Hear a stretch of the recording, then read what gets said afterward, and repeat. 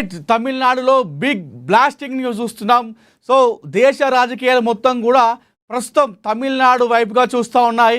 ఎందుకంటే ఏదైతే మొన్న వచ్చిన ఫలితాలు ఉన్నాయో 5 రాష్ట్రాల ఫలితాల్లో ముఖ్యంగా తమిళనాడులో అక్కడ ఏదైనా పార్టీ ప్రభుత్వాన్ని ఏర్పాటు చేయాలంటే 118 సీట్లు మ్యాజిక్ ఫిగర్ రావాలి. కానీ ఏ పార్టీ కూడా మ్యాజిక్ ఫిగర్ దాటినటువంటి పరిస్థితి కనిపించింది. అయితే టీవీకే అధినేత విజయ్ సినీ నటుడు తను పెట్టినటువంటి పార్టీ ఏదైతుందో టీవీకే పార్టీని అతిపెద్ద పార్టీగా అక్కడ తమిళనాడు అవతరించింది.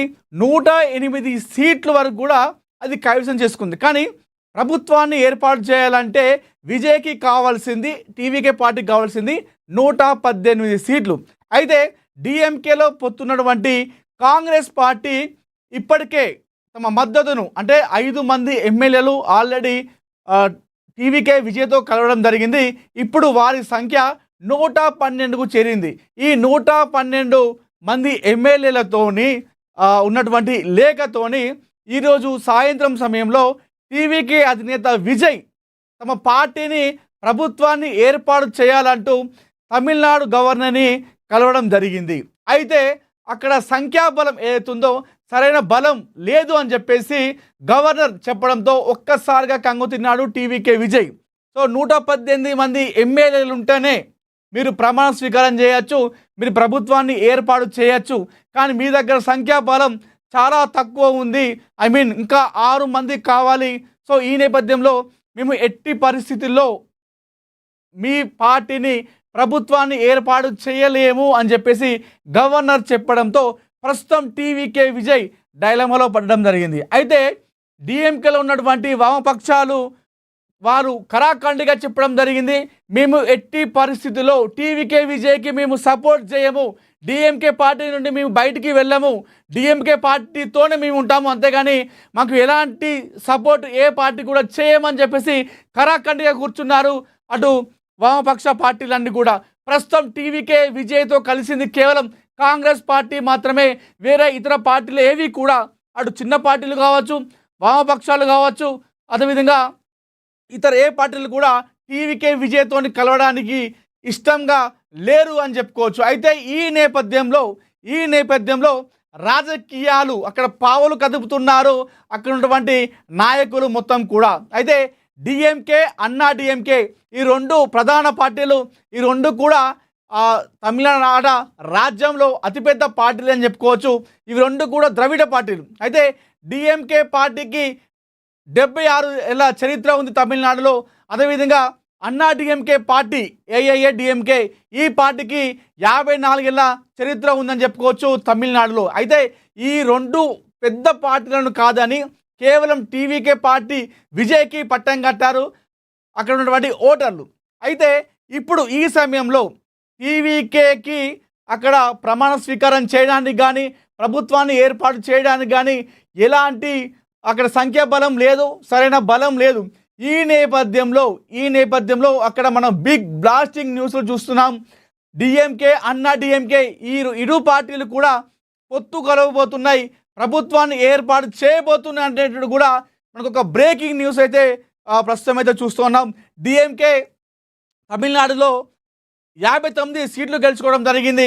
అన్నా డిఎంకే చూసుకుంటే 47 సీట్లు గెలుచుకోవడం జరిగింది. అయితే ఈ 2 పార్టీలతో ఉన్నటువంటి వామపక్షాలు కలుపుకుంటే వారి సంఖ్యాబలం 121 సీట్లకు చేరుతుంది. అంటే తమిళనాడులో ప్రభుత్వాన్ని ఏర్పాటు చేయాలంటే అక్కడ కావాల్సింది 118 సీట్లు. అదే ఇక్కడ చూసుకున్నట్టయితే నాటకీయ పరిణామాలు, అటు డిఎంకే 59, అదేవిధంగా అన్నా డిఎంకే 47. ఈ 2 పార్టీలతో ఉన్నటువంటి వామపక్షాలు మిత్రపక్షాలు, ఇటు డిఎంకే పార్టీతో ఉన్నటువంటి మిత్రపక్షాలు కావచ్చు, అన్నా డిఎంకే పార్టీతో ఉన్నటువంటి మిత్రపక్షాలు కావచ్చు, ఈ 2 పార్టీలు కూడా వామపక్షాలతో కలిసి 121 సీట్ల వరకు సంఖ్యాబలం చేరుతుంది. కానీ డిఎంకే, అన్నా డిఎంకే ఈ 2 పార్టీలు కూడా ఒకరికొకరు ప్రధాన శత్రువులు. అంటే ఆ పార్టీ అంటే ఈ పార్టీకి పడదు, ఈ పార్టీ అంటే ఆ పార్టీకి పడదు, ఈ 2 కలిసే అటువంటి ఆప్షన్ లేదు అని చెప్పేసి చాలామంది అనుకున్నారు. కానీ అర్ధరాత్రి నుండి ఈ వీరిద్దరు కూడా కలవబోతున్నారని చెప్పేసి